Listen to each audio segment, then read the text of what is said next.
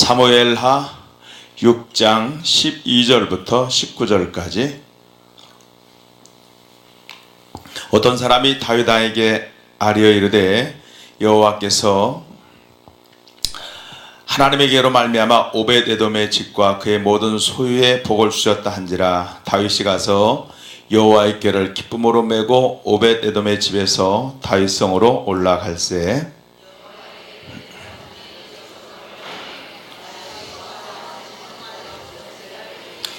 다윗이 여호와 앞에서 힘을 다하여 춤을 추는데 그때 다윗이 배 에봇을 입었더라.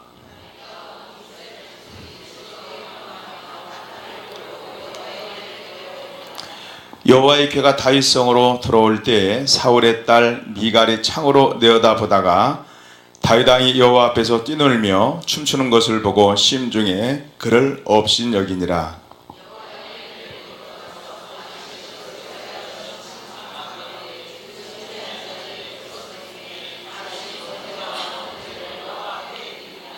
다윗이 번제와 화목제 드리기를 마치고 만군의 여호와의 이름으로 백성에게 축복하고 모든 백성 곧 이스라엘 무리에게 남녀를 막론하고 떡 한 개와 고기 한 조각과 건포도 떡 한 덩이씩 나누어 주매 모든 백성이 각기 집으로 돌아가니라. 아멘. 김정섭 칠선 집사님, 김미애나 김예찬 가족 찬양으로 하나님께 영광 돌리게 하심을 감사합니다. 신태현 이순덕권사님 한 주간도 지켜주시고 은혜 베풀어 주신 주님 은혜에 감사드립니다. 유말순 집사님 1000번제, 안준호 학생 1000번제, 권누리 권규리 권소리 지혜와 만남의 축복을 구합니다. 정유림 정우진 학생 1000번제, 심주순 권사님 자녀 비전헌금 선교헌금 10의 1조, 우리 박상미 청년 10의 1조를 하나님 앞에 드렸습니다. 우리 옆에 있는 사람과 인사하겠습니다. 사랑합니다. 축복합니다. 은혜 받으세요. 할렐루야.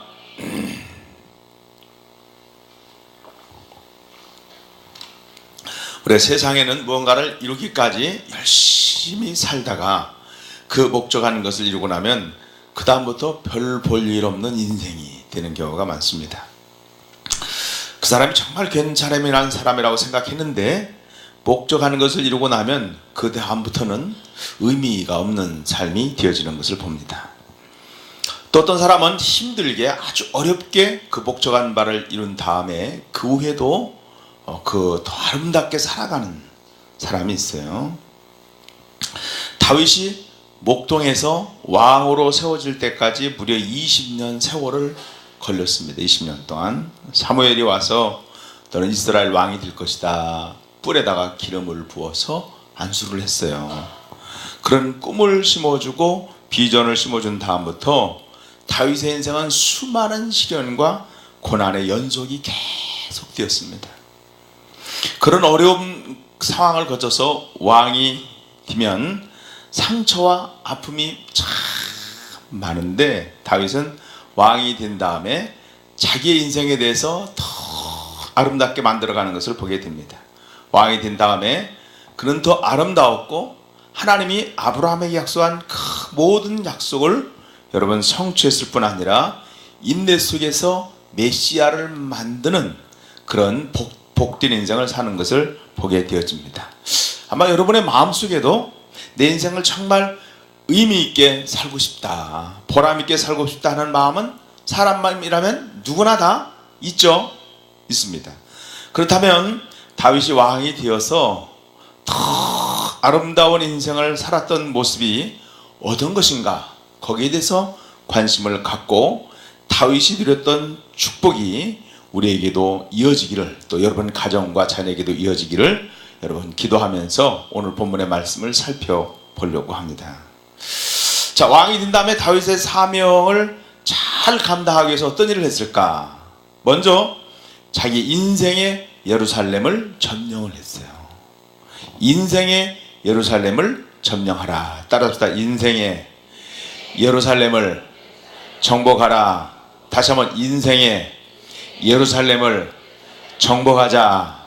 그는 남과 북이 통일된 나라의 왕이 된 다음에 나라를 다스리기 위해서 남쪽에 너무 치우쳐도 안 되겠고, 또 북쪽에 너무 또 그렇다고 그래서 남쪽은 등한시하고 북쪽에만 계속 신경 써서도 안 되겠고, 나라의 중앙에 한 장소를 딱 선택을 해야 되겠다 생각을 했어요.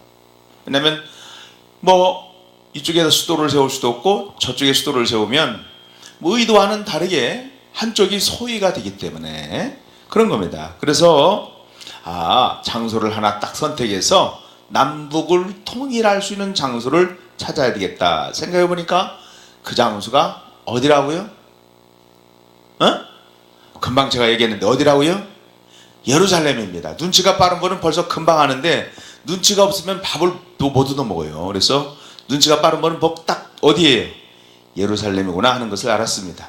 그때까지 예루살렘은 한 번도 정복당하지 않은 그런 곳입니다. 거기는 누가 살고 있느냐면 여부수 족속이 살고 있어요. 누가요? 여부수 족속이 살고 있었습니다. 그 성은 굉장히 요새화되어서 다윗이 그 성을 정복하겠다 하는 소문을 듣고도 여부수 사람은 아이고 겁을 내는 일이 없어요. 여유가 있고 자신이 만만했습니다. 까불고 있다. 너희들이 어디 감히 이 성을 점령할 수 있겠느냐. 자, 다윗은 그만큼 거기가 천연 요새예요. 이제까지 점령당한 일이 있다 없다? 없습니다. 자, 다윗은 하나님 앞에서 받은 사명대로 정말 의미 있고 이 땅을 정말 복된 나라로 만들기 위해서는 반드시 필요한 지역이 예루살렘이다 하는 것을 마음에 딱 하나님 앞에 사명을 받았습니다. 그래서 이 예루살렘을 꼭 점령해야 된다는 마음으로 기도를 했어요. 결국 하나님이 주신 은혜로 뭐 예루살렘 어떻게 점령했냐는 것은 구체적으로 성경을 여러분 읽어보면 다 나옵니다. 그런데 예루살렘을 점령하고 나서 남과 북을 골고루 잘 다스리면서 하나님이 기뻐하시는 나라로 만들어 갑니다. 그 예루살렘을 점령했어요. 근데 그 예루살렘을 점령하고 나온 다음에 성경에는 이런 표현이 나옵니다. 사무엘하 5장 옆에 이 장이죠. 10절 또 12절 말씀을 한번 보도록 하겠습니다. 10절을 한번 읽어보겠어요. 5장 10절 시작. 만군의 하나님 여호와께서 함께 계시니 다윗이 점점 강성하여 가니라. 자, 누구와 함께 했어요? 하나님이 함께 하시니 점점 어땠어요? 강하게 갔다. 12절 말씀을 또 한번 읽겠어요. 12절 말씀 다 같이 읽어보겠습니다. 다윗이 시작. 다윗이 여호와께서 자기를 세우사 이스라엘 왕으로 삼으신 것과 그의 백성 이스라엘을 위하여 그 나라를 높이신 것을 알았더라. 자, 하나님의 일을 더 잘하기 위해서 한 번도 가보지 않고 어느 누구도 감히 예루살렘을 정복해야 되겠다 꿈꾸기도 어려운 그런 것이에요. 그런데 그 강성한 예루살렘을 정복했을 때 하나님은 다윗의 왕조와 다윗의 영향력을 더 크고 존귀하게 세웠다는 것이에요. 여러분, 다니엘의 세 친구를 보십시오. 그들은 이스라엘의 굉장히 아주 스마트한 똑똑한 친구입니다. 보통 사람 아니에요.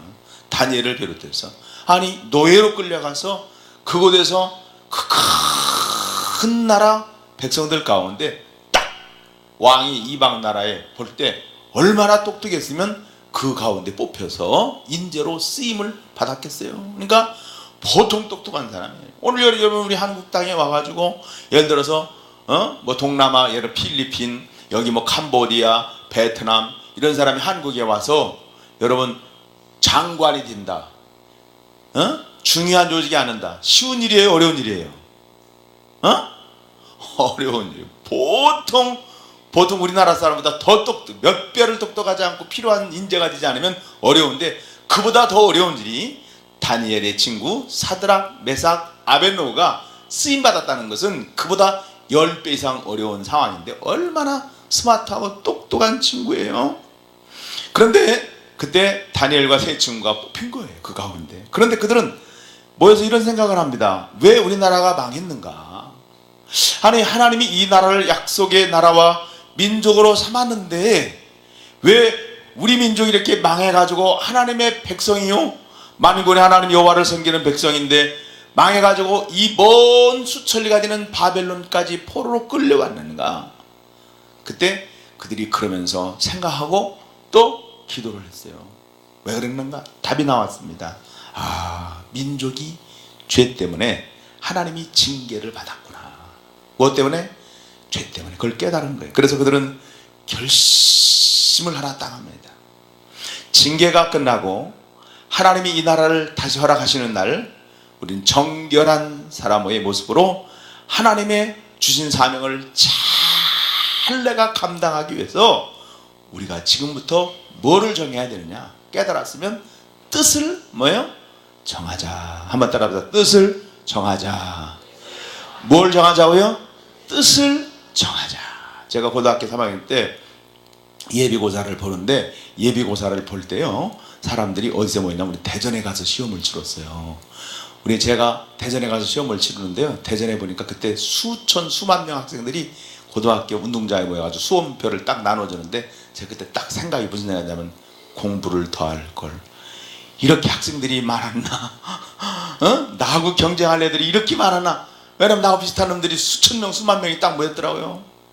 그거 보니까 정신이 버쩍나더라고요. 이미 때는 늦었다? 늦었어요.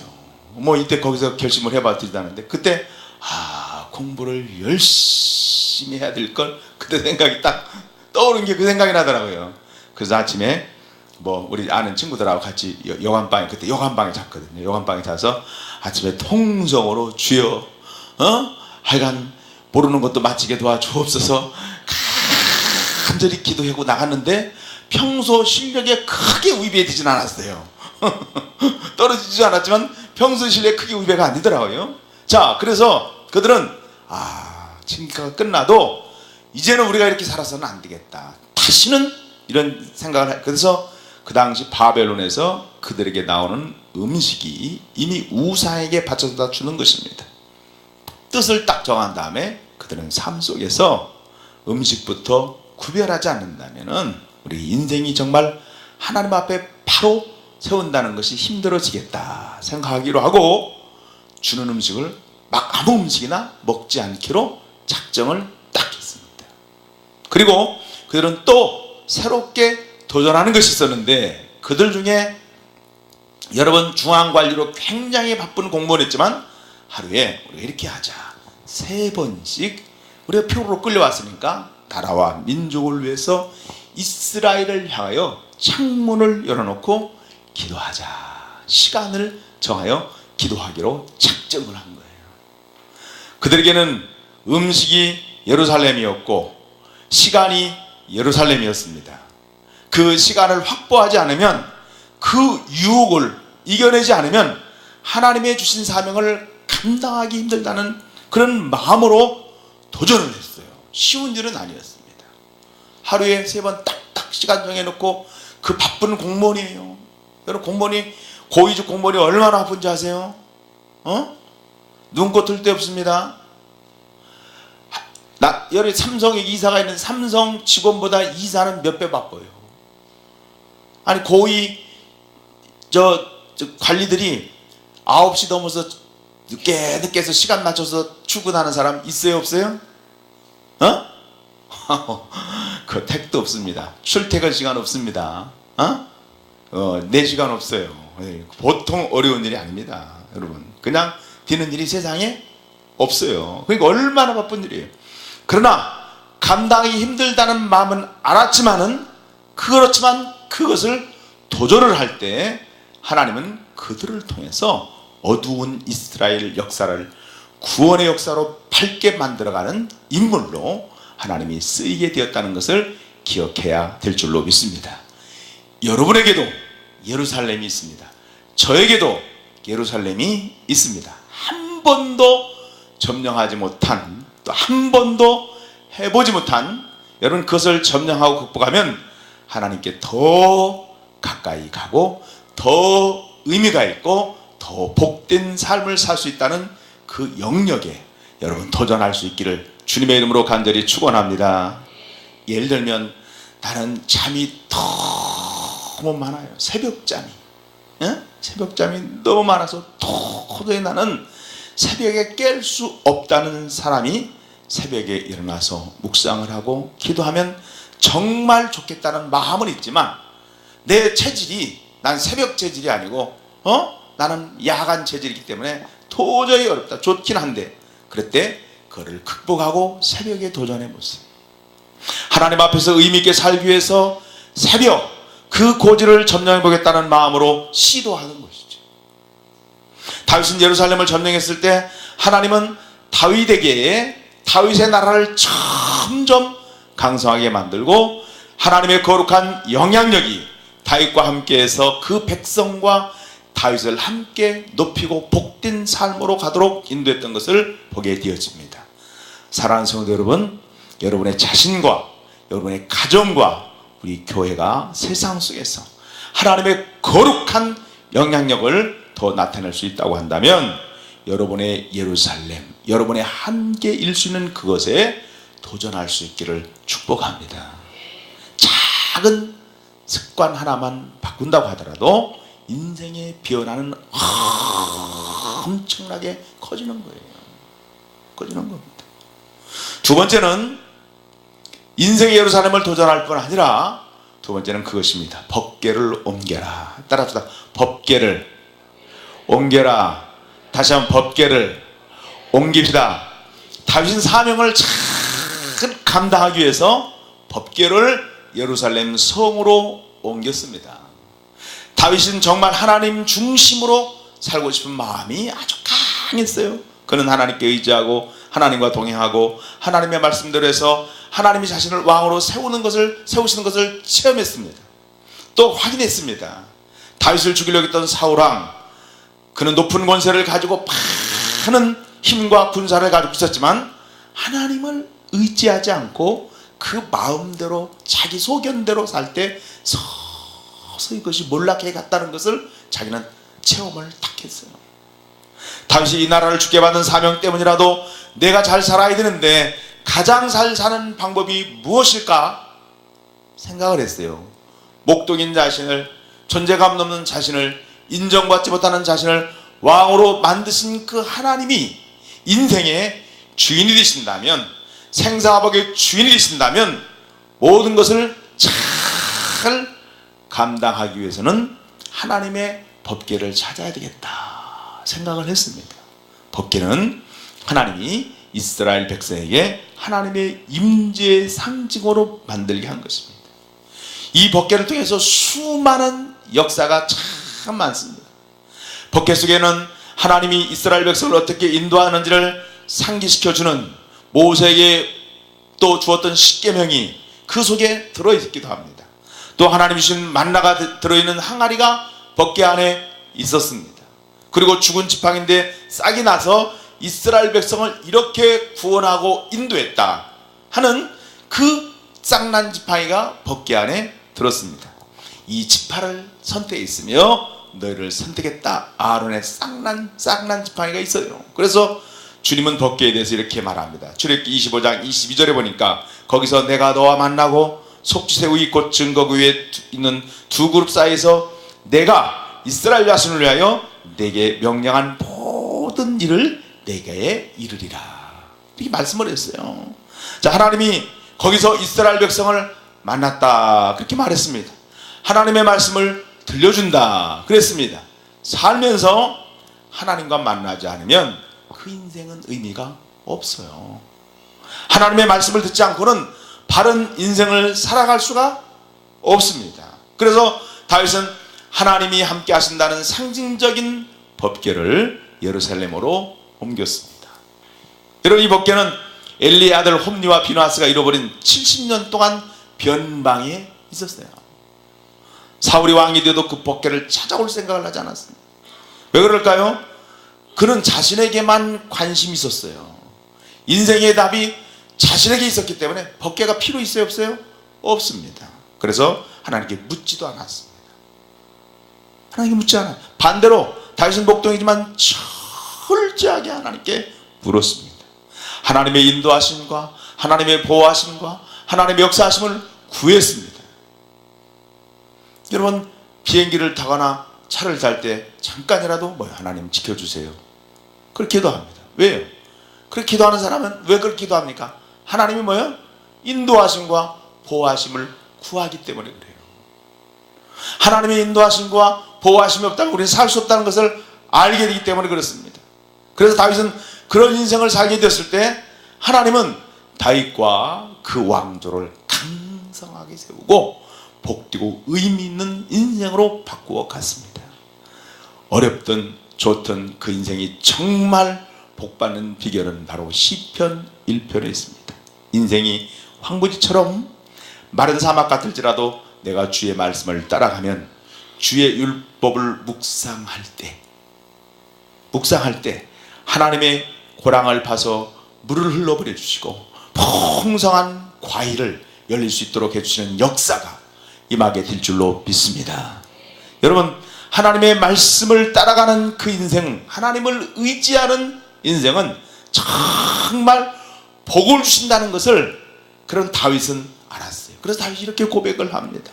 복 있는 사람은 악인의 길을 따르지 아니하며 죄인들의 길에 서지 아니하며 오만한 자의 자리에 앉지 아니하고 오직 여호와의 율법을 주야로 묵상하는도다. 그는 시냇가에 심은 나무가 철을 따라 열매를 맺으며 그 잎사귀가 마르지 아니함 같으니 그가 하는 모든 일이 형통하리로다. 악인들은 그렇지 아니하며 오직 바람에 나는 겨와 같도다. 그러므로 악인들은 심판을 견디지 못하며 죄인들은 의인의 회중의 모임에 참석하지 못하고, 무릇 의인들은 정말 하나님이 어디 가든지 그 의인들을 지켜주신다고 고백하고 있는 것을 우리가 보게 되어지는 줄로 믿습니다. 하나님의 말씀을 기준으로 삼겠다는 확실한 의의를 가지고 말씀을 읽으며 말씀을 늘 묵상하며 말씀대로 살기로 여러분 그 마음이 그에게 있었어요. 이런 마음이 저와 여러분에게도 있어지기를 주님의 이름으로 간절히 축원합니다. 다윗처럼 여러분의 삶의 중심에 하나님의 말씀을 초청을 해서 내 심령의 문을 열고 나면 하나님의 말씀이 늘 묵상되고 생각이 되어져서 그 말씀대로 살아가지는 저와 여러분 되어지기를 주님의 이름으로 축원합니다. 아멘. 아멘. 세 번째는 따라서 합시다. 하나님의 전을 세우자. 다시 한번 하나님의 전을 세우자. 세 번째, 다윗은 사명을 내가 잘 감당하고 복 있는 인생을 살기 위해서는 하나님의 전을 세우는 꿈을 꿨습니다. 다윗은 하나님을 참 사랑을 했습니다. 그래서 다윗은 하나님을 사랑하고 자신을 사랑하는 그 하나님의 영광과 높임을 받는 것이 자기 인생의 모든 초점이 거기에 있었어요.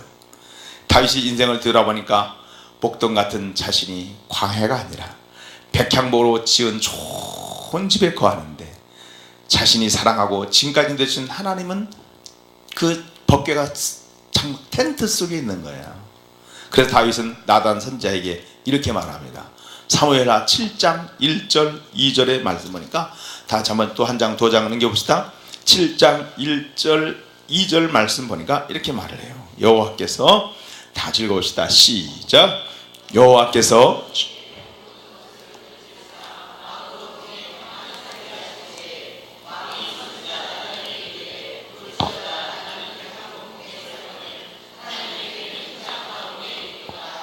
아멘.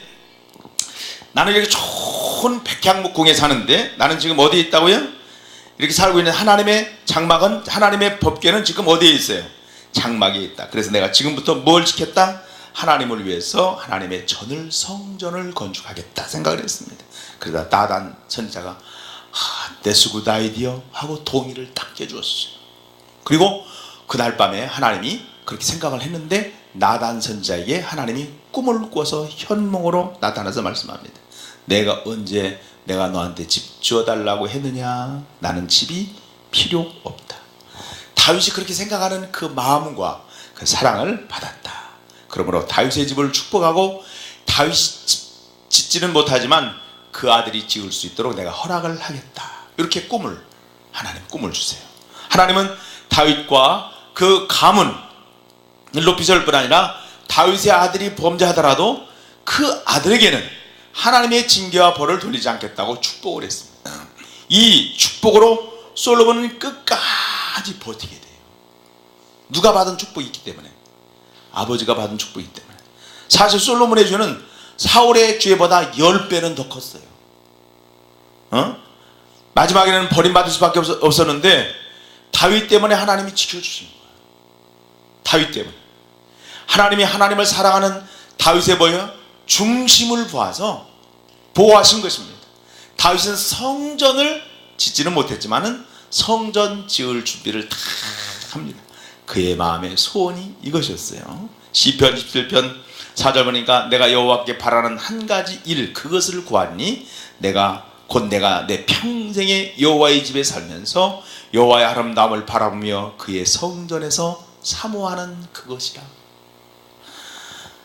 여러분, 한 가지 하나님 앞에 구하는 게 뭘까? 아이고, 나 아파트 평수 늘려주세요. 아이고, 내 자식 지금 좋은 대학 가야 되는데 그거 해주세요. 아이고, 내가 지금 뭐 돈이 필요한데 이거 만들어주세요. 그게 아니고, 다윗이 내가 한 가지 구하는 게 있다면 내 평생에 여호와의 집에 살면서 여호와의 아름다움을 바라보면서 그의 성전을 사모하는 그것입니다. 이게 그 소원이 그거 하나밖에 없습니다. 이런 마음이 어디서 나오는가? 그 마음이 어디서 나오는가? 이 나라와 내 인생은 하나님이 통치하신다. 하나님이 주인의 권리를 가지고 주권, 하나님의 주권을 가지고 있기 때문에 그런 마음이 늘 가지고 있어서 그렇게 살은 거예요. 그래서 하나님이 지은 집을 지으려고 하는 그런 생각도 그래서 그 마음에 있었던 거예요. 다윗과 대주는 한 사람이 있죠. 여러분, 고대 근동지방에 가장 발달했던 나라가 바벨론 왕이고 그 왕이 느부갓네살 왕이에요. 옛날 이라크의 후세인이 큰 칼을 가지고 사진을 찍었어요. 그러면서 내가 옛날에 바벨론 왕 느부갓네살의 영화를 다시 찾으리라. 그러면서 칼을 딱 들었어요. 그게 느부갓네살 왕이에요. 그 당시 최고. 그 느부갓네살, 나 왕이 말하 이르되 이 큰 바벨론은 내가 능력과 권세로 건설하여 나의 도성으로 삼고 이것으로 내 위엄의 영광을 나타내는 것이 아니냐 하였더니 다니엘 4장 30절에 말했습니다. 모든 것이 자신있다는, 내 도성으로 삼고 내 위엄과 내 영광을 나타낼 것이라 하지 않았냐. 그때 하나님이 느부갓네살 왕을 정신을 살짝 돌려버려요. 그래서 그걸 미쳤다고 그러는 거예요. 살짝 돌려놓으니까 어떻게 돼? 제정신이 아니야. 그걸 뭐라고 그래요?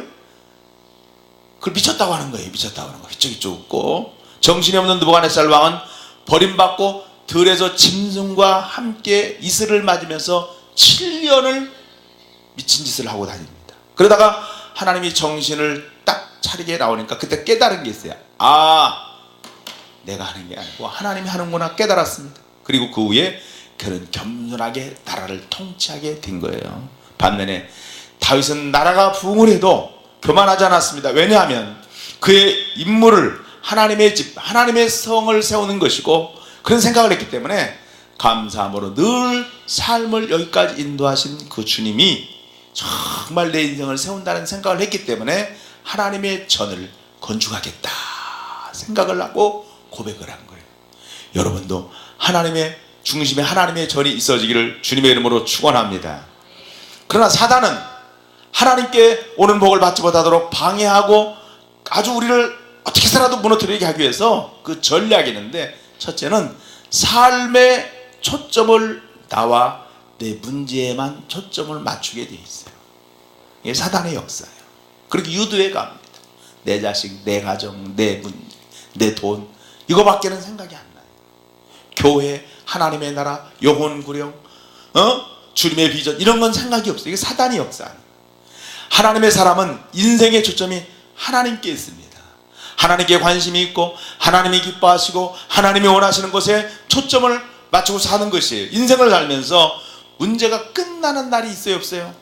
없습니다. 살아보면 알잖아요. 없어요. 이거 해결하면 다음에 문제 없을까? 또 있습니다. 문제가 없는 날은 우리가 언제 없느냐? 죽는 날이에요. 나는 문제가 없이 살고 싶다. 그럼 오늘 죽으시면 돼요. 간단합니다. 자살하라 그런 말은 아닙니다. 그렇죠? 목사님이 금요교대 끝나고 누가 뭐 그냥 갔다 그러면 목사님이 죽도록 유도를 했다 이렇게 하면 안 됩니다. 그게 아니라 죽을 때 문제가 없어. 자식도 그렇잖아요. 자식 결혼시키면 문제가 없지. 내가 보니까 결혼시키니까 더 걱정이 많아. 이것들이 싸우지 않고 잘 살아야 되는데 이 생각 때문에 실제 혼자 살 때가 더 낫더라고. 마음이 편하고.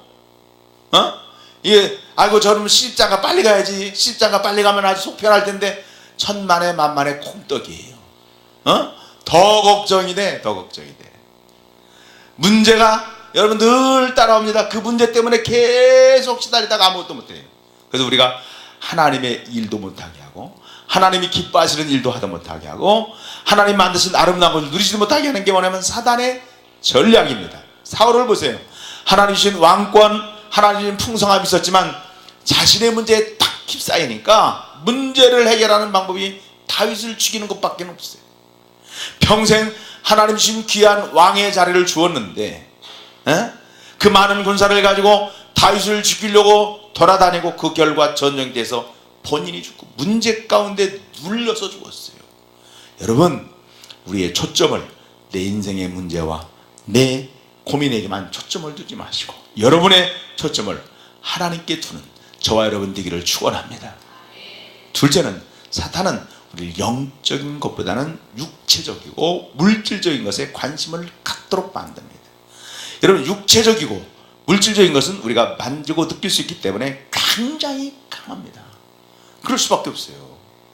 굉장히 강합니다.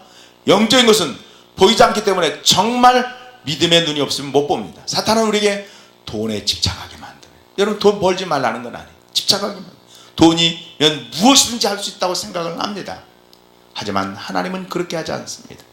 그보다 훨씬 더 가치 있고 영적인 일에 우리의 인생을 둘 때 그 영적인 일이 물질적인 세계를 지배할 수 있도록 합니다.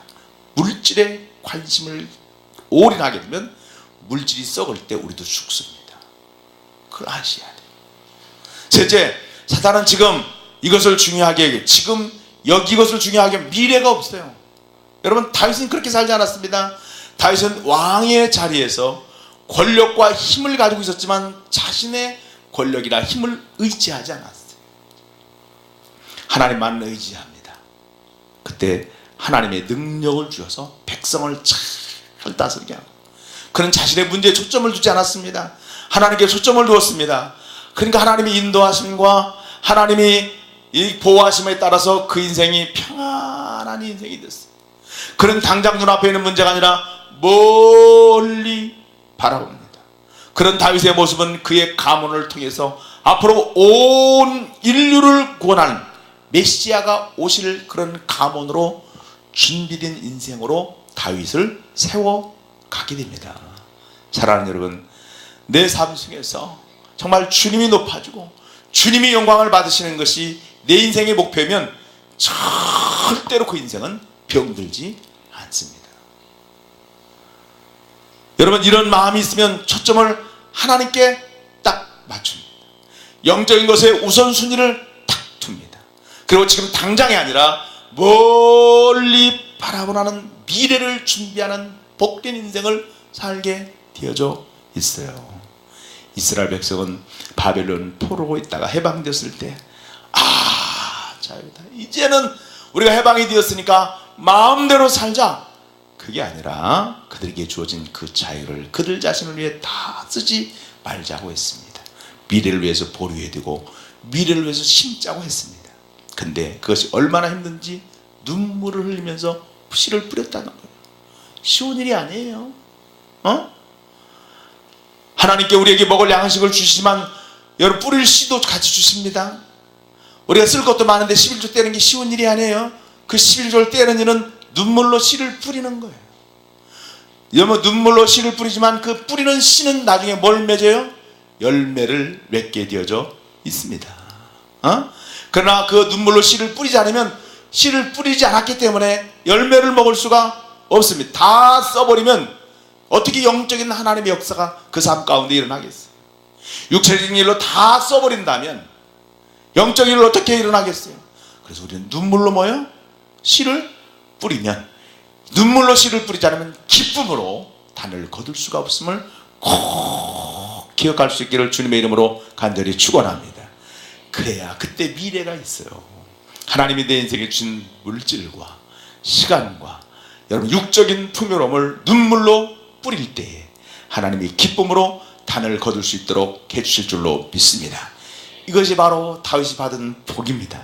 사람은 어떤 자세를 가지고 사느냐가 굉장히 중요합니다.